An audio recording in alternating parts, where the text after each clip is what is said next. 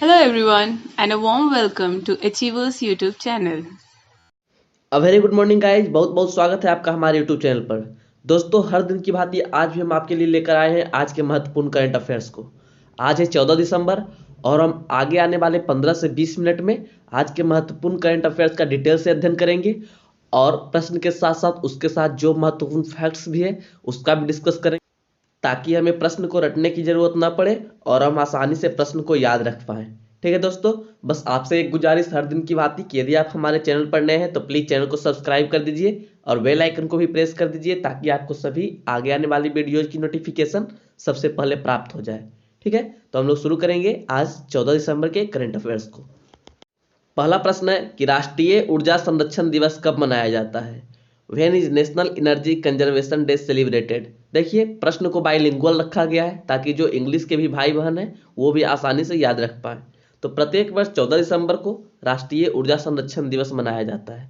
ठीक है, कब से? 1991 के बाद से। ध्यान रखिएगा, किसके द्वारा? ब्यूरो ऑफ एनर्जी एफिशिएंसी के द्वारा मनाया जाता है। ओके, अब मैं पूरा बात को एक लाइन में यदि बोलूं तो ब्यूरो ऑफ एनर्जी एफिशिएंसी द्वारा प्रत्येक वर्ष 1991 से 14 दिसंबर को राष्ट्रीय ऊर्जा संरक्षण दिवस मनाया जाता है।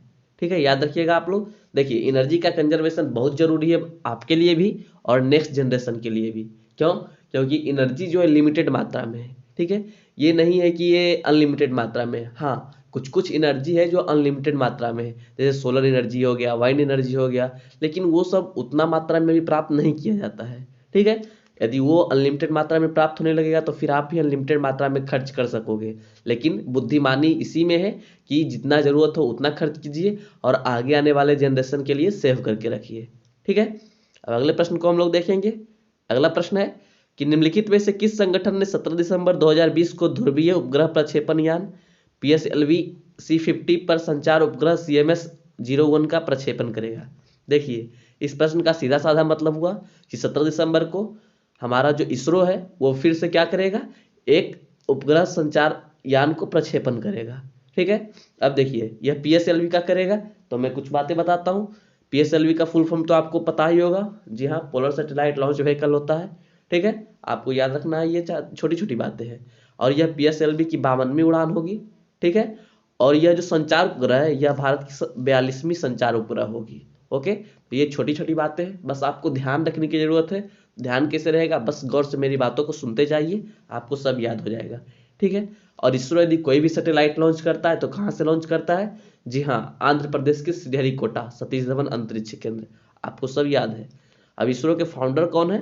विक्रम साराभाई। फाउंड इसका कब किया गया था? 15 अगस्त 1969 को। हेडक्वार्टर कहाँ है? बेंगलुरु। डायरेक्टर अभी कौन है? के सिवन। इनका के का पूरा नाम देख लीजिए, बहुत भयानक नाम है। संचार उपग्रह का क्या काम होता है? आप जो नेट यूज कर रहे हैं फोन में, ठीक है, या फिर आप फोन में ही देख लेते हो, कोई भी चैनल को लाइव देख लेते हो, तो वो सब संचार उपग्रह के बदौलत ही हो पाता है।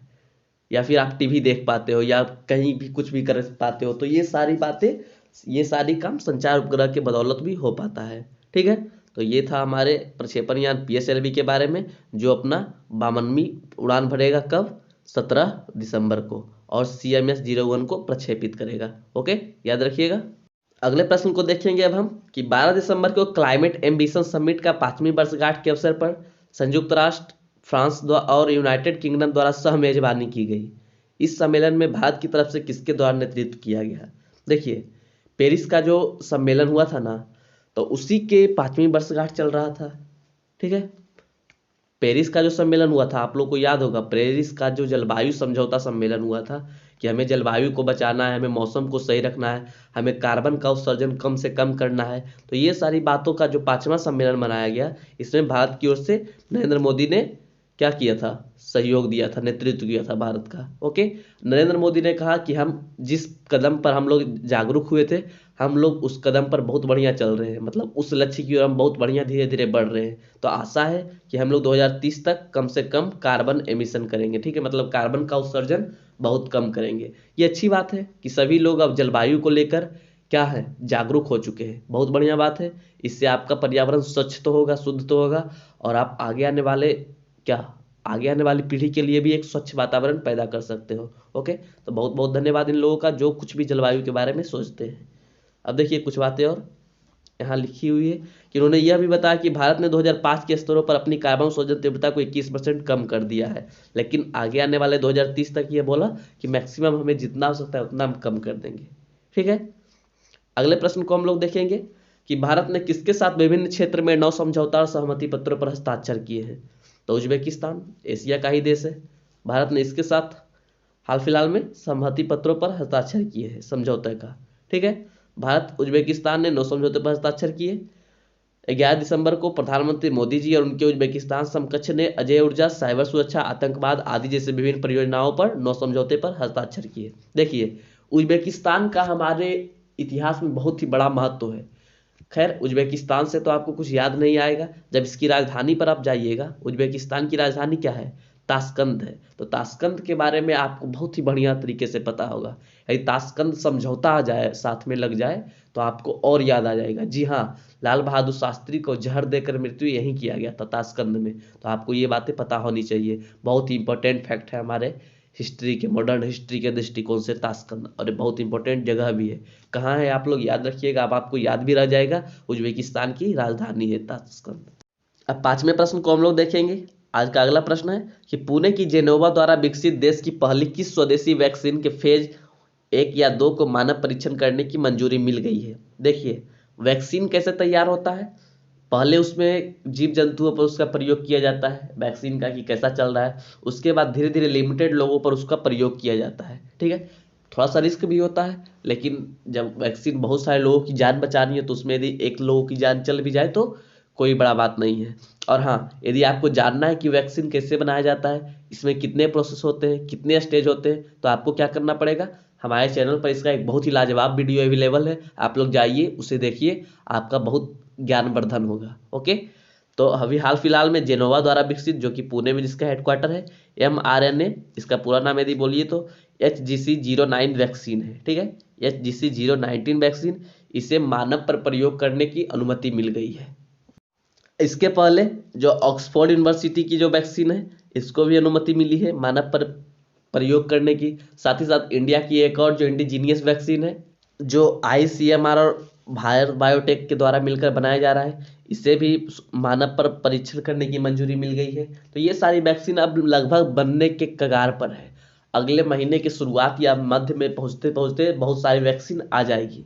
ओके, और हाँ, सीरम इंस्टीट्यूट ऑफ इंडिया की बात चली थी, अभी मैंने बताया, इसका भी हेडक्वार्टर पुणे में है, और ये जो जेनोवा है इसका भी हेडक्वार्टर पुणे में है। ठीक है, सीरम इंस्टीट्यूट ऑफ इंडिया क्या है, पूरा विश्व में वैक्सीन का सबसे बड़ा प्रोड्यूसर है। एक बात और, एक प्रश्न कोरोना के चलते बहुत ही महत्वपूर्ण हो गया है, जो आपके एग्जाम्स में जरूर पूछे जाएंगे, कि इंडियन इंस्टीट्यूट ऑफ वायरोलॉजी, ठीक है, भारतीय विषाणु वैज्ञानिक संस्थान, ऐसा करके कुछ है, भारतीय विषाणु अनुसंधान संस्थान। ठीक है, ये कहाँ स्थित है, ये आपको याद रखने की जरूरत है, ये भी पुणे में ही स्थित है। ठीक है, Indian institute of virology. Okay, याद रखिएगा, बहुत ही महत्वपूर्ण प्रश्न है ये, 100% क्या 110% आगे आने वाले एग्जाम्स में पूछे जाएंगे। ठीक है, अगले प्रश्न को हम लोग देखते हैं कि प्रधानमंत्री street vendor Atmanirbhar Nidhi PM Svanidhi योजना के तहत स्विगी रेहड़ी पटरी वालों के लिए अपनी योजना का विस्तार कितने शहरों में करेगी। तो वो अपने योजना का विस्तार 125 शहरों में करेगी। स्विगी के बारे में आपको पता होगा, नहीं पता है, अरे ये ऑनलाइन फूड डिलीवर करती है। जी हाँ, जिस तरह से जोमेटो है ना, तो उसी तरह से स्विगी भी है। पहले ये 50 शहरों के आसपास था कि ये 50 शहरों में अपना योजना का विस्तार करेगी। स्विगी क्या किया था, PM स्वनिधि योजना जो था, उसमें मोदी जी से क्या, भारत सरकार से ये अपना सहयोग किया था, एक समझौता ज्ञापन किया था। ठीक है, कि हम आपका इसमें हेल्प करेंगे इस योजना को आगे बढ़ाने में। तब ये 50 शहरों से ये 125 शहरों में अपनी योजना का विस्तार करने का सोचा है। ठीक है, और बाकी PM स्वनिधि योजना है क्या, यह आपको पता होगा कि जितने भी स्ट्रीट वेंडर्स हैं उतनों उसको लोकल को वोकल बनाना है। ठीक है, मतलब लोकल लोगों को बड़ा स्तर पर लाना है, यदि उनको कर्ज की जरूरत हो तो कर्ज भी उन्हें दिया जाएगा। तो ये सारी बातें हैं प्रधानमंत्री स्ट्रीट वेंडर्स आत्मनिर्भर निधि में। योजना की बात आई है तो एक योजना जो आपके लिए महत्वपूर्ण है, हमेशा आपसे पूछा जाएगा, कौन योजना अभी हाल फिलहाल में बहुत ट्रेंडिंग योजना है, PM वाणी योजना है ना। आप लोगों को महत्वपूर्ण आप लोग को फ्री में इंटरनेट देने के लिए जो मोदी जी ने एक योजना लॉन्च की है, PM वाणी योजना, यह आपको याद रखना है कि किस लिए है, योजना का नाम क्या है। ओके, बहुत ही महत्वपूर्ण योजना है PM वाणी, PM वाईफाई नहीं, PM वाणी। ठीक है, योजना का नाम आया था, इसलिए मैंने योजना जो अभी महत्वपूर्ण योजना चल रहा है उसके बारे में मैंने आप लोगों को बताया।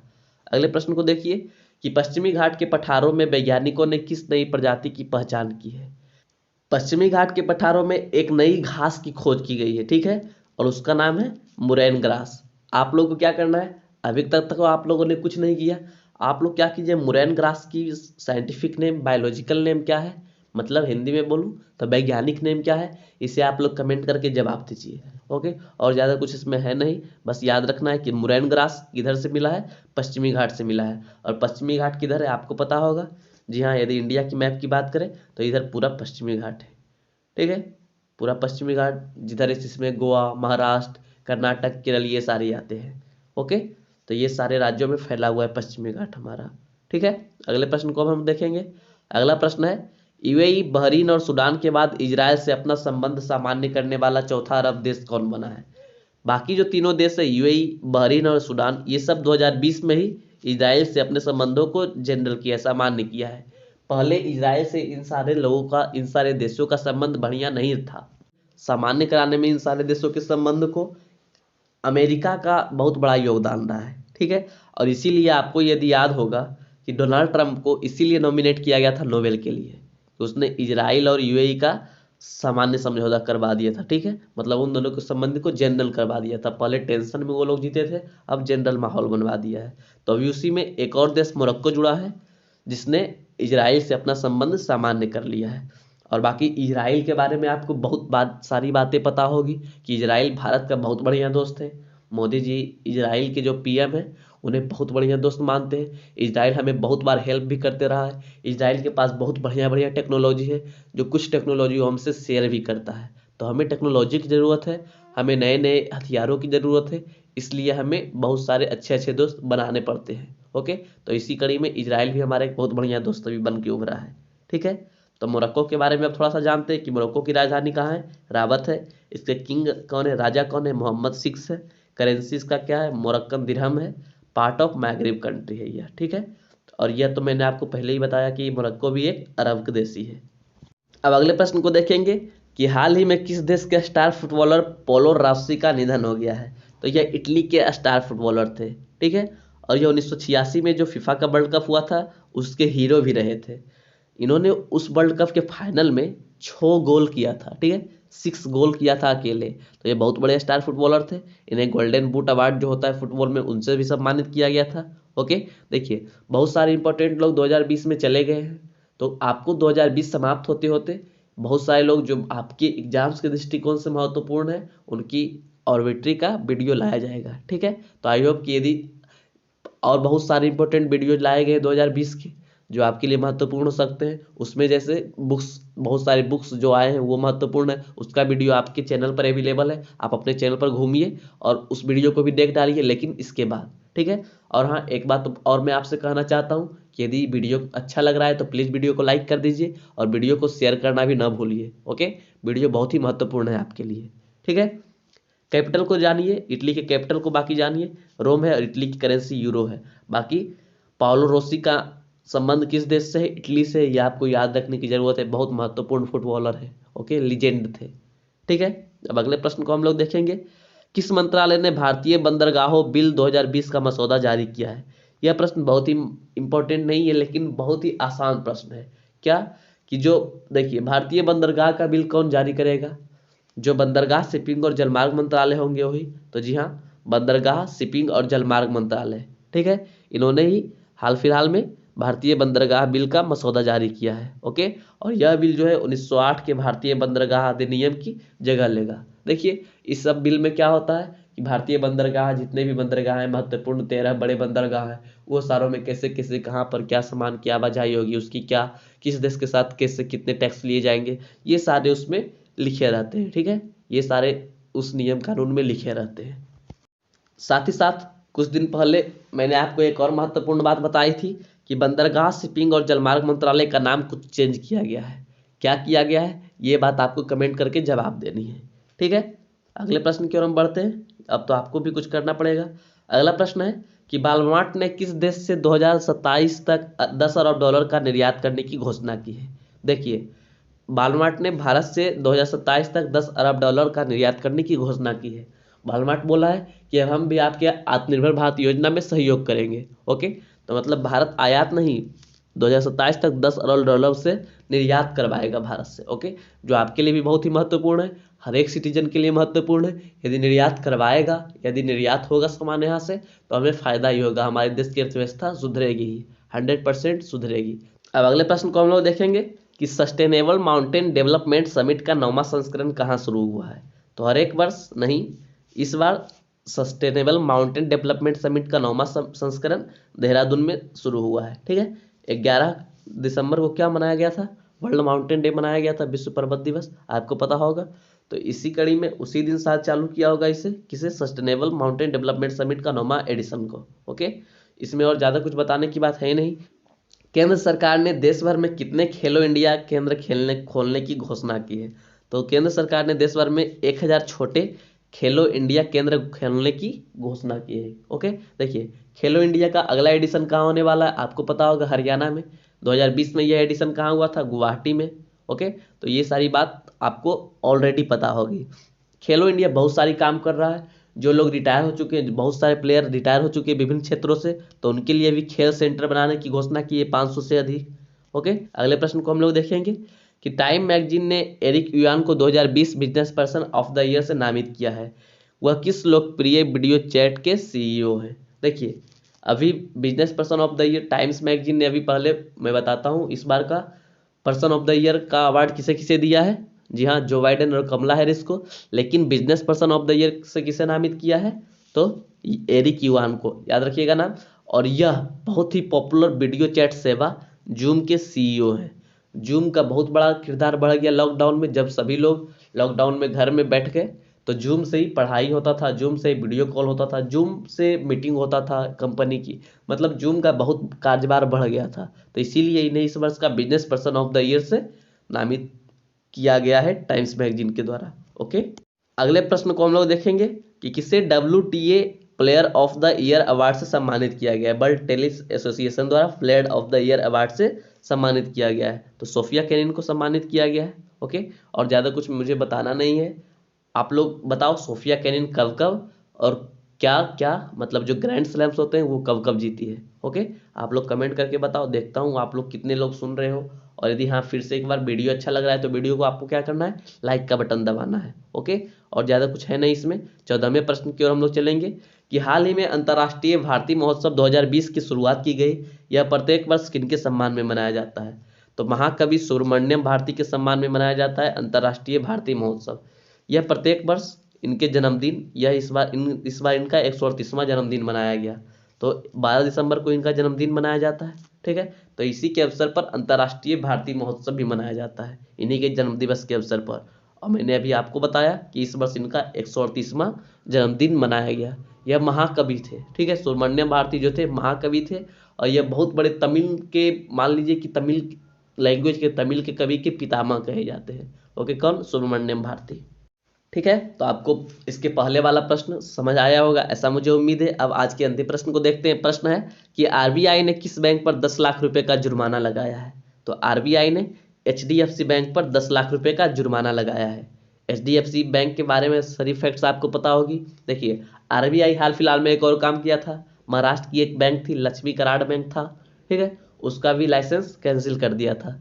तो जुर्माना क्यों लगाता है या किसी का लाइसेंस कैंसिल क्यों करता है? क्योंकि जो आरबीआई गाइडलाइंस जारी करता है, यदि आप उस गाइडलाइंस पर खरे नहीं उतरते हैं तो आप पर जुर्माना भी लगाया जाता है और आपका लाइसेंस भी कैंसिल किया जाता है। ठीक है, चलिए छोड़िए, अब एचडीएफसी के बारे में जानिए कि इसके सीईओ कौन है? आदित्य पुरी है। हेडक्वार्टर इसका कहाँ है? मुंबई में है। इसका खोज कब हुआ था? अगस्त 1994 इंडिया में। ओके, तो याद रखिएगा। आई होप कि आज का सेशन आपको अच्छा लगा होगा। बस हमें देखना है question of the last day के बारे में, जो क्वेश्चन आपसे परसों पूछा गया था। क्वेश्चन है कि किस राज्य में 5 स्टार विलेज पोस्टल योजना शुरू की गई है? तो उत्तराखंड में। इस प्रश्न का उत्तराखंड होगा आंसर। ओके, इस प्रश्न के उत्तर बहुत सारे लोगों ने दिया, लेकिन बहुत ही बेहतरीन तरीके से उत्तर दिया किसने? दीक्षा गर्ग ने। तो दीक्षा गर्ग जी को आगे आने वाली सभी एग्जाम्स की बहुत बहुत शुभकामनाएं। आप ऐसे ही कमेंट करते रहो, भगवान आपको बहुत सारी ऊर्जा दे, बहुत सारी शक्ति दे कमेंट करने की, और बहुत सारी एनर्जी भी दे, ताकि आप जल्द से जल्द आपकी जो भी लक्ष्य है उसे प्राप्त कर सको। ओके, अब हम लोग देखेंगे आज के क्वेश्चन ऑफ द डे को, जिसका आपको कमेंट करके जवाब देना है। प्रश्न है कि who bag doctor Tulsidas Chugh award 2020। ठीक है, डॉक्टर तुलसीदास चुग अवार्ड 2020 के विजेता कौन है? और ये रहे आपके ऑप्शन। अब आपको क्या करना है, ज़्यादा कुछ नहीं, बस कमेंट करके जवाब देना है इस प्रश्न का उत्तर, और अंदर में जो भी प्रश्न पूछे गए उस प्रश्न का उत्तर भी। ठीक है, आई होप आज का सेशन आपको बहुत बढ़िया लगा होगा, और यदि बहुत बढ़िया लगा है तो आपको क्या करना है, वीडियो को लाइक करना है, शेयर करना है। एक बात और, इन सारे प्रश्नों का क्यूज हमारे चैनल पर होता है, हमारे ग्रुप में होता है टेलीग्राम के, जिसका लिंक भी आपको नीचे दिया गया है। तो आप टेलीग्राम ग्रुप में ज्वाइन होकर उधर क्यूज भी दे सकते हो। ठीक है, 12 बजे से करंट अफेयर्स का क्यूज होता है। ओके, बहुत सारे और इम्पोर्टेंट क्यूज होते हैं, आप वहाँ ज्वाइन हो जाओ, तब आपको पता चलेगा। ठीक है, तो अपना ख्याल रखिएगा, घर पर रहिएगा। मिलता हूँ आपसे अगले दिन अगले करंट अफेयर्स के वीडियो में। Shivam signing off. जय हिंद।